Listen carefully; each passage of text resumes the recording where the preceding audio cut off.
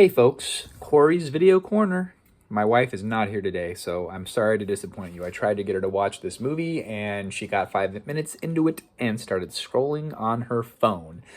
Her genre is more of the 90s and early 2000s teen romantic comedies. Currently, in the other room, she is watching the 2004 classic and my first female crush, starring Lindsay Lohan, Mean Girls.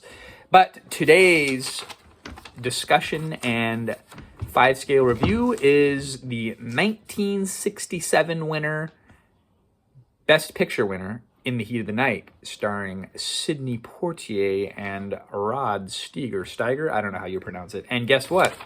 I actually took notes and came prepared. So this particular movie I had seen before, and hang on a second. I gotta go grab the box for effect. Bear with me, folks. I'll be right back. I am not as prepared as I surmised with my notes, so I apologize. So I was at the thrift shop looking for movies on VHS and DVD, as is my custom, multiple times a week. I'm out of breath because I'm in the second floor of the house, and I just went upstairs. And anyway, terrible condition for 35 almost. So I was at the thrift shop, and I picked up this other Sidney Poitier movie from the early 70s called The Organization. Part 2 of In the Heat of the Night is what it says. So I thought to myself, well, before I watch this, I better go pick up a copy of In the Heat of the Night. So I went to Mad Monk's, a.k.a. Rasputin's, on Sisk Road in Modesto, and picked up a used copy for $9.95. This is the 40th anniversary edition, Best Picture winner, as you see right there. It is 110 minutes long. So we got that movie yesterday. I finally got around to watching it. And here's a little information for you. Rotten Tomatoes gives it a 95% score. IMDb, 7.9 out of 10. The director, Norman Jewison, I don't know how you pronounce it. He is also known for other notable films, the ones that I have, but I've never watched. I have Moonstruck. It's been years since I watched it. 1987. Cher's in that one. Didn't know who directed it, but I just remember the movie, and same director. A Soldier Story. I also own that on VHS. Never watched it. 1984 release. Fiddler on the Roof. Have that on 2-part VHS. Rewatched it last year. Great movie. Thomas Crown Affair. I believe that is Steve McQueen. 1968. Own it on DVD. Never watched it. There's a theme here. I buy stuff and never watch it. 4 Kids, who has time? Cincinnati Kid, I just bought that on an unsealed VHS to send to my friend Jonathan in Orange County. I own it on DVD. Owned, not watched. Rod Steiger, Best Actor for the film. And the movie won Best Picture, but not Best Director. On Wikipedia, it says 1967 release, but the 68 Academy Awards were delayed a week because of the assassination of Martin Luther King Jr. And that particular time period, the little blurb from Wikipedia said that it was just kind of all over the place as far as nominees.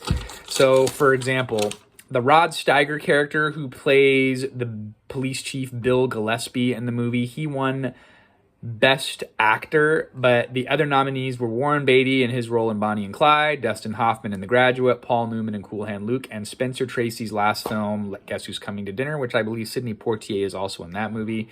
But Rod Steiger won Best Actor. I have seen Bonnie and Clyde a couple times, and I own The Graduate and Cool Hand Luke. Don't know which performance stands out. 67, it might be a little dated for a lot of you modern movie viewers. I don't know. Like my wife, she couldn't get into it. Cool Hand Luke is a classic. And The Graduate is kind of disturbing when you look back and watch it now. Creepy. But that was also the Best Director, Mike Nichols, for 67 movie. He won Best Director, but In the Heat of the Night won Best Picture.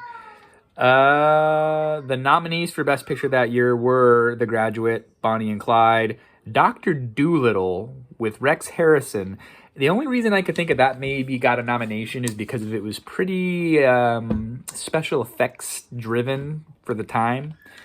Guess Who's Coming to Dinner, Spencer Tracy's last film. Own it, never seen it. And In the Heat of the Night won. So So that's all that we have to talk about, a little bit of the backstory. This movie, it takes place in a place called Sparta, Mississippi, Deep South, segregation times, late 60s, lots of racism.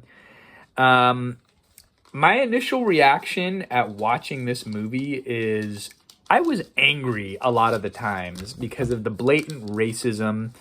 They call the Virgil Tibbs, who's like this distinguished homicide detective from Philadelphia that gets on a train layover in their racist small town in the South. He gets stuck there.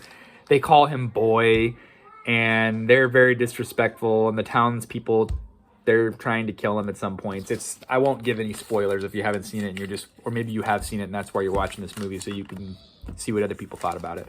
But this particular movie, there was some really cool cinematography in the movie, like lots of wide angle shots.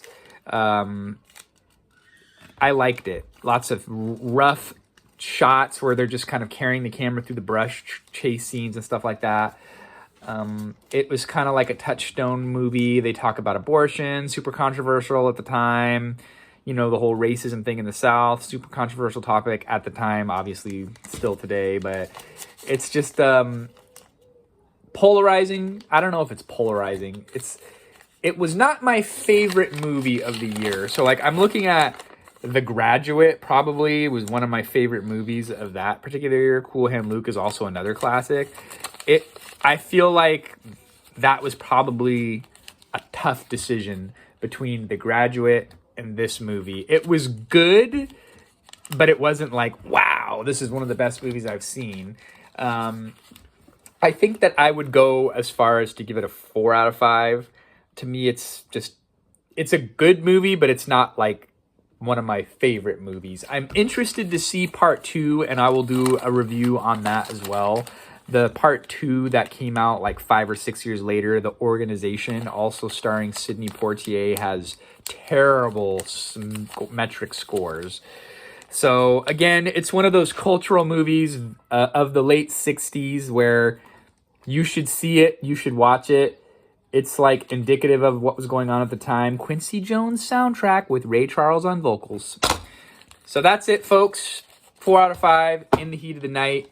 It's good, but it wasn't like knocking my socks off. There is other movies of that year that like I said, I think I liked. The Graduate. It was one of those movies that I really remember from that same year where the best director went to Mike Nichols, but this movie won Best Picture. So if I had to pick between the two, I would say The Graduate's probably my favorite one of the Best Picture type of films for that that particular year and that time period. I also would recommend all those Best Picture winners. Except for I can't say I've seen Guess Who's Coming to Dinner, but, you know, I got Dr. Dolittle on video cassette from my childhood because my mom never threw anything away, and now she's imparted all my childhood video cassettes to me. One other thing I would also recommend that came out the same year and was a Best Picture nominee, one of my grandfather's favorite movies, Cool Hand Luke. So that's all for today, folks. Until next time, we will see you then.